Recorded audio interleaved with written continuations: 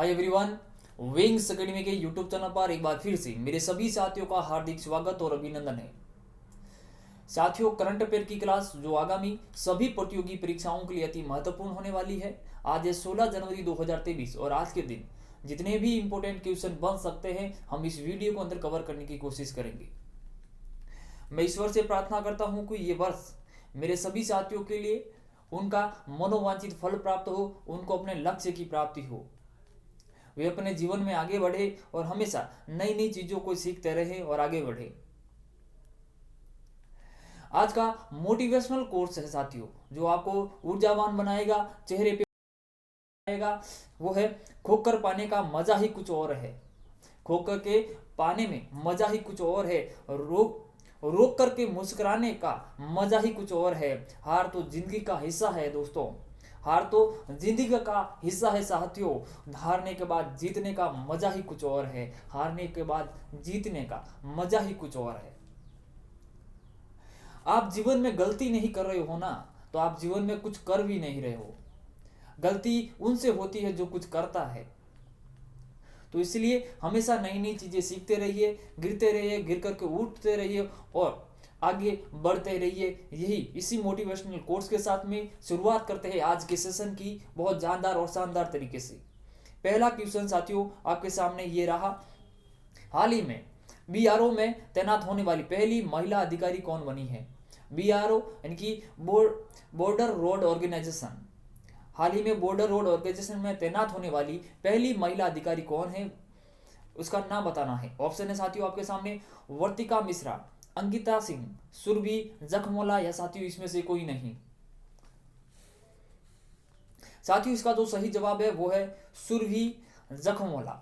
Surabhi Jakhmola BRO यानी कि BRO की जो फुल फॉर्म है वो है बॉर्डर रोड ऑर्गेनाइजेशन। साथियों इसकी जो स्थापना होती है वो होती है 7 मई, कब होती है? 7 मई 1960 के अंदर। कब होती है? 7 मई 1960 के अंदर बॉर्डर रोड ऑर्गेनाइजेशन की स्थापना होती है। इतनी बातें इस क्वेश्चन के बारे में साथियों आपको ध्यान में रखनी है। यह है सुरभि जखमोला साथियों। अगला क्वेश्चन है साथियों आपके सामने, हाल ही में फल्क मुमताज ने 23वीं नेशनल स्केच चैंपियनशिप में कौन सा पदक जीता है? हाल ही में फल्क मुमताज ने 23वीं नेशनल स्केच चैंपियनशिप में कौन सा पदक जीता है, ये आपको बताना है। स्वर्ण पदक, रजत पदक या फिर कांस्य पदक या साथियों इसमें से कोई नहीं। साथियों हाल ही में जम्मू एंड कश्मीर के अंदर, कहां पर? जम्मू एंड कश्मीर के अंदर ये 23वीं नेशनल स्केच चैंपियनशिप हुई थी, जिसके अंदर फल्क मुमताज ने क्या जीता है? स्वर्ण पदक जीता है इस टूर्नामेंट के अंदर।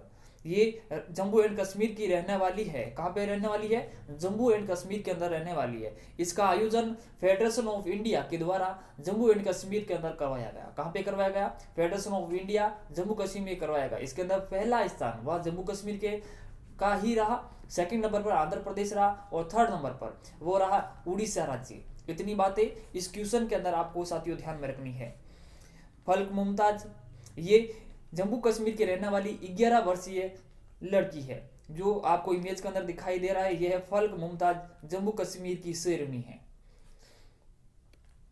नेक्स्ट क्वेश्चन है साथियों आपके सामने, हाल ही में 7वां सशस्त्र बल पूर्व सैनिक दिवस कब मनाया गया है? ऑप्शन है साथियों आपके सामने, 12 जनवरी, 13 जनवरी, 14 जनवरी या साथियों इसमें से कोई नहीं। साथियों 7वां सशस्त्र बल पूर्व सैनिक दिवस मनाया गया, ये कब मनाया गया और किसकी याद में मनाया गया, यह भी आपको बताना है। साथियों इसका जो सही जवाब है वो है 14 जनवरी को हाल ही में हमने 7वां सशस्त्र बल पूर्व सैनिक दिवस मनाया। साथियों ये मनाया है भारत के पहले फील्ड मार्शल के.एम. करियप्पा की याद में। 1953 के अंदर फील्ड मार्शल के.एम. करियप्पा ने अपने पद से सेवानिवृत्त हुए थे। कब हुए थे? 1953 में। और 1947 में उन्होंने भारत पाकिस्तान के युद्ध के समय उनका बहुत अच्छा प्रदर्शन भी रहा था। इसलिए उनके सेवानिवृत्ति के याद को यादगार बनाने के लिए हमने वर्ष 2016 के अंदर, कब? 14 जनवरी हमने पहली बार कब मनाया था? 14 जनवरी 2016 के अंदर हमने इसको मनाया था, यानी कि सशस्त्र बल पूर्व सैनिक दिवस। ये क्यों मनाया जाता है साथियों? ये हमारे जितने भी भारतीय सैनिक जो पूर्व सैनिक हुए हैं उनके परिवारों को सम्मान देने के लिए ये सशस्त्र बल पूर्व सैनिक दिवस के रूप में हम लोग मनाते हैं। इतनी बात है, इस क्वेश्चन के बारे में आपको ध्यान में रखनी है साथियों। बढ़ते हैं साथियों नेक्स्ट क्वेश्चन की तरफ। देखो जनवरी तक अब तक हमने कितने इंपॉर्टेंट डे पढ़ चुके हैं वो आप एक बार फिर से रिवीजन कर लीजिए। 1 जनवरी को हमने पढ़ा था वैश्विक परिवार दिवस। 4 जनवरी को हमने पढ़ा विश्व ब्रेल दिवस मनाते हैं। 6 जनवरी को विश्व अनाथ दिवस, युद्ध अनाथ दिवस मनाते हैं। 10 जनवरी की विश्व हिंदी दिवस मनाते हैं। 11 जनवरी को राष्ट्रीय मानव तस्करी जागरूकता, 11 जनवरी को राष्ट्रीय युवा दिवस विवेकानंद की जयंती के रूप में मनाते हैं। इतनी बात है, इस क्वेश्चन के बारे में साथियों आपको ध्यान में रखनी है। नेक्स्ट क्वेश्चन है साथियों आपके सामने, 13 जनवरी 2023 को केंद्र सरकार ने किस राज्य में ऑनलाइन गेमिंग के लिए भारत का पहला उत्कृष्टता केंद्र स्थापित करने की घोषणा की है? साथियों ऑनलाइन गेमिंग के लिए भारत का पहला उत्कृष्टता केंद्र कहां पर खोला गया है, कहां पर उद्घाटन हुआ, वो आपको बताना है। ऑप्शन है साथियों आपके सामने मेघालय, त्रिपुरा, मणिपुर या फिर असम।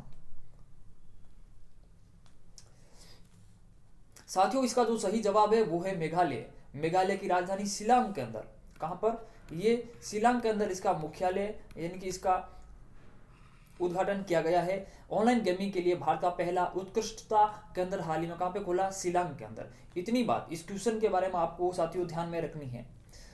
बढ़ते हैं साथियों नेक्स्ट क्वेश्चन की तरफ। हाल ही में इरफान खान ए लाइफ इन मूवीज पुस्तक की लेखक कौन है? हाल ही में इरफान खान ए लाइफ इन मूवीज पुस्तक के लेखक कौन है? ऑप्शन है साथियों आपका मान शिवानी, शुभ्रा गुप्ता, सूर्यबाला, सची रानी या फिर इसमें से कोई नहीं। साथियों हाल ही में इरफान खान ए लाइफ इन मूवीज ये जो पुस्तक लिखी है ये लिखी है साथियों शुभ्रा गुप्ता ने लिखी है। किसने लिखी है? शुभ्रा गुप्ता ने लिखी है। इतनी बात इस क्वेश्चन के बारे में आपको साथियों ध्यान में रखनी है। बढ़ते हैं साथियों नेक्स्ट क्वेश्चन की तरफ। हाल ही में कौन सी राज्य सरकार अपने स्कूलों के लिए वर्चुअल बुक फेयर का आयोजन कर रही है? हाल ही में कौन सी राज्य सरकार अपने स्कूलों के लिए वर्चुअल बुक फेयर का आयोजन कर रही है? ऑप्शन है साथियों आपके सामने दिल्ली, मुंबई, जयपुर या साथियों इसमें से कोई नहीं। वर्चुअल बुक फेयर का आयोजन कर रही हाल ही में दिल्ली सरकार के द्वारा यह आयोजन करवाया जा रहा है। इतनी बात इस क्वेश्चन के बारे में आपको साथियों ध्यान में रखनी है। बढ़ते हैं साथियों नेक्स्ट क्वेश्चन की तरफ। हाल ही में किस देश ने सेवानिवृत्ति की उम्र 62 से बढ़ाकर 64 की है? साथियों इसमें से कौन सा देश है जिसने अपनी जो देश के जो सेवानिवृत्ति है वो 62 से बढ़ाकर के 64 वर्ष की है? ऑप्शन है आपके सामने अमेरिका, फ्रांस, ईरान या फिर साथियों इसमें से कोई नहीं। साथियों हाल ही में फ्रांस की सरकार ने वहां पर फैसला लिया है कि उनके जितने भी सेवा गवर्नमेंट के अंदर जितने भी एम्प्लॉइज है उनकी जो सेवानिवृत्ति है अब उनकी 62 से बढ़ाकर कितनी कर दी गई है? 64 वर्ष कर दी गई है। इतनी बातें इस क्वेश्चन के बारे में साथियों आपको ध्यान में रखनी है। फ्रांस, तो फ्रांस की राजधानी है पेरिस और फ्रांस की मुद्रा का नाम यूरो है। इतनी बातें क्वेश्चन के बारे में और भी ध्यान में रखनी है। बढ़ते हैं साथियों नेक्स्ट क्वेश्चन की तरफ। हाल ही में कहां पर बाजरा उत्सव मनाया गया? हाल ही में कहां पर बाजरा उत्सव मनाया गया है? ऑप्शन है साथियों आपके पास में जयपुर, भोपाल, गांधीनगर या साथियों इसमें से कोई नहीं। साथियों हाल ही में गांधीनगर में, हाल ही में कहां पे? गांधीनगर के अंदर बाजरा उत्सव मनाया गया। इतनी बात इस क्वेश्चन के बारे में आपको ध्यान में रखनी। गांधीनगर ये गुजरात के अंदर। हाल ही में पेट्रोलियम मंत्रालय ने 1 अप्रैल 2023 से पेट्रोल में कितने प्रतिशत इथेनॉल मिलाने की घोषणा की गई है? ऑप्शन है साथियों आपके सामने 12%, 17% या फिर 20%। इसमें से सही जवाब क्या होगा साथियों? साथियों हाल ही में पेट्रोलियम मंत्रालय ने पेट्रोल के अंदर इथेनॉल की मात्रा 20% मिलाने की घोषणा की है। इतनी बात है। इस क्वेश्चन के बारे में साथियों आपको ध्यान में रखनी है। बढ़ते हैं साथियों नेक्स्ट क्वेश्चन की तरफ। अगला क्वेश्चन है साथियों आपके पास में, हाल ही में बल्क डील में अलीबाबा ग्रुप ने पेटीएम में अपनी कितने प्रतिशत हिस्सेदारी बेच दी है? अलीबाबा ग्रुप ने पेटीएम के कितने शेयर खरीद ली है, ऐसा भी बोल सकते हैं, या फिर बेच दी है। ऑप्शन है साथियों 4%, 3.1% या फिर 2.5%। तो इसका सही जवाब क्या होगा? तो साथियों इसका जो सही जवाब है वो है 3.1%। कितना? 3.1%। हाल ही में अलीबाबा ग्रुप ने 125 मिलियन डॉलर की हिस्सेदारी क्या कर दी है? बेच दी है। किससे? पेटीएम से। इतनी बातें इस क्वेश्चन के बारे में आपको ध्यान में रखनी है साथियों। 3.1% यानी कि 125 मिलियन डॉलर के आसपास में इन्होंने हिस्सेदारी बेची है। अगला क्वेश्चन साथियों आपके सामने ये रहा, किस देश ने 11 जनवरी 2023 को सूडान इबोला वायरस के कारण होने वाले इबोला रोग के प्रकोप को समाप्ति की घोषणा की है? इसमें से कौन सा देश है जिन्होंने कहा कि अब हमारे देश के अंदर इबोला वायरस खत्म हो चुका है कंप्लीटली? ऑप्शन है साथियों आपके सामने, युगांडा, नाइजीरिया, लाइबेरिया, या साथियों इसमें से कोई नहीं।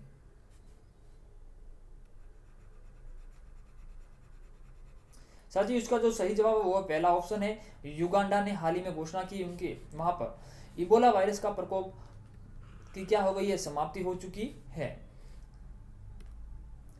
विश्व स्वास्थ्य संगठन WHO द्वारा जारी एक बयान में युगांडा ने 11 जनवरी 2023 को सूडान इबोला वायरस के कारण होने वाली इबोला महामारी के प्रकोप से अंत की घोषणा की है। इतनी बातें इस क्वेश्चन के बारे में ध्यान रखनी है। आप बताइए साथियों कि युगांडा की जो राजधानी है वो कौन सी है?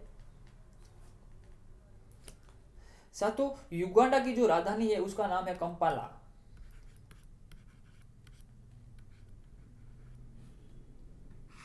क्या है? कंपाला। और यहाँ की जो मुद्रा का नाम है उसका नाम है शिलिंग। इनकी जो मुद्रा है उनका नाम है शिलिंग। इतनी बातें इस क्वेश्चन के बारे में आपको ध्यान में रखनी है। नेक्स्ट क्वेश्चन है साथियों आपके सामने, लिसा प्रेस्ले का हाल ही में 12 जनवरी 2023 को निधन हो गया, वो किस क्षेत्र से संबंधित है? लिसा प्रेस्ले का हाल ही में निधन हुआ, वो किस क्षेत्र से संबंधित है? ऑप्शन है साथियों आपके सामने, संगीत से क्षेत्र से, खेल से है, या फिर चिकित्सा क्षेत्र से संबंधित है इसमें, या फिर इसमें से कोई नहीं। साथियों जो इसका सही जवाब है, लिसा प्रेस्ले एक संगीतकार थी, वो एक संगीत के क्षेत्र से संबंधित थी। इतनी बातें इस क्वेश्चन के बारे में आपको ध्यान में रखनी है। यह है लिसा प्रेस्ले। संगीतकार रॉक एंड रोल के दिग्गज एल्विन प्रेस्ली की इकलौती बेटी लिसा प्रेस्ली या लिसा प्रेस्ले का 12 जनवरी 2023 को क्या हो गया है? निधन हो गया है। उनका संगीत कैरियर 2003 में आई उनकी पहली एल्बम टू हम इट में कंसर्न के साथ शुरू हुआ। इसके बाद वर्ष 2005 का नाउ व्हाट आया और दोनों में बिलबोर्ड 200 एल्बम चार्ट के शीर्ष टॉप 10 में उन्होंने जगह बनाई थी। 24 जून 2011 को टेनेंसी के गवर्नर बिल हसलाम द्वारा प्रेस्ली को आधिकारिक रूप से सम्मानित किया गया था। इतनी बातें आपको लिसा प्रेस्ली या मेरी प्रेस्ली के बारे में आपको ध्यान में रखनी है साथियों। नेक्स्ट क्वेश्चन साथियों आपके सामने ये रहा कि हाल ही में प्रिंस हैरी ने अपना किस शीर्षक से संस्मरण जारी किया है? उन्होंने कुछ बायोग्राफी लिखी है, वो बायोग्राफी किस शीर्षक के संस्मरण के साथ में लिखी है वो आपको बताना है साथियों। ऑप्शन है स्पेयर, स्मरण, उद्देश्य, या साथियों इसमें से कोई नहीं। साथियों इसका जो सही जवाब है वो है स्पेयर। इन्होंने स्पेयर के नाम से हाल ही में शीर्षक से इनका एक संस्मरण जारी किया है। ये है आपके प्रिंस हैरी। कौन है ये प्रिंस हैरी है, और इन्होंने स्पेयर नाम से अभी उनका संस्मरण जारी किया है। प्रिंस हैरी चार्ल्स थर्ड के ये ब्रिटिश शाही परिवार से संबंधित रखते हैं और चार्ल्स थर्ड के पुत्र है। इतनी बातें इस क्वेश्चन के बारे में साथियों आपको ध्यान में रखनी है। ये कौन है? ब्रिटिश शाही परिवार के सदस्य हैं। नेक्स्ट क्वेश्चन है साथियों आपके सामने, प्रधानमंत्री नरेंद्र मोदी ने 15 जनवरी 2023 को सिकंदराबाद को किस जगह से जोड़ने वाली वंदे भारत एक्सप्रेस ट्रेन को हरी झंडी दिखाकर रवाना किया है?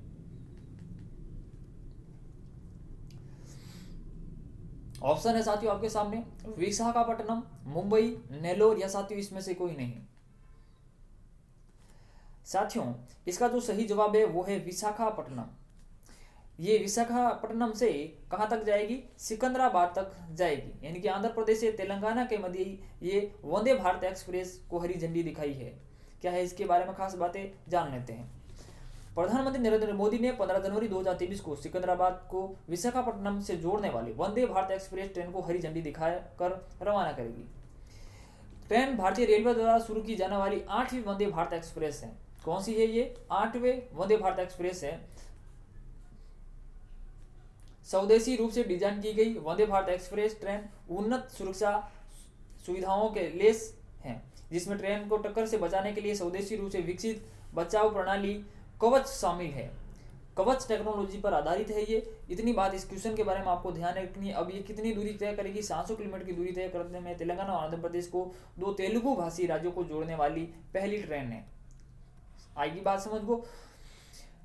ये आंध्र प्रदेश में विशाखापट्टनम, राजमुंद्री और विजयवाड़ा स्टेशनों पर और तेलंगाना में खम, वारंगल और सिकंदराबाद स्टेशनों पर स्टॉप होगा। इनका जो स्टॉप है ये बताया गया है इसके अंदर। इतनी बात इस क्वेश्चन के बारे में साथियों आपको ध्यान में रखनी है। नेक्स्ट क्वेश्चन है साथियों आपके सामने, हाल ही में 71वें मिस यूनिवर्स 2022 की विजेता आर बानो ग्रेवियल का संबंध किस देश से है?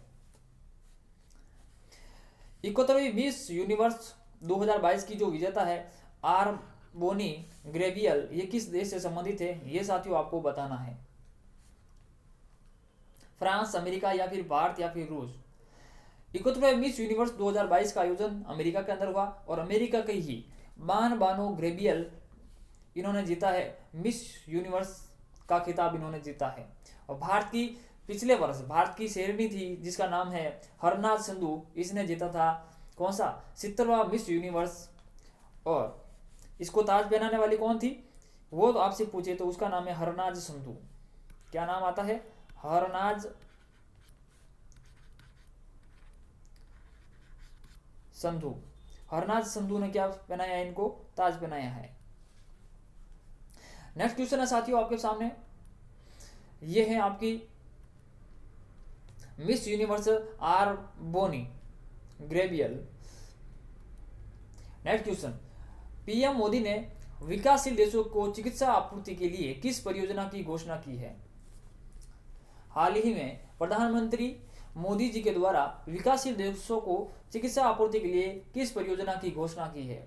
जिस देशों के अंदर, विकासशील देशों के अंदर चाहे अब प्राकृतिक आपदा आ जाए या कुछ युद्ध हो जाए, इस स्थिति में वहां पर चिकित्सा की जो आपूर्ति है वो भारत के द्वारा की जाएगी और किस परियोजना के तहत की जाएगी वो बताना है आपको। आरोग्यम या आरोग्य मैत्री या आरोग्य चिकित्सा या साथियों इसमें से कोई नहीं।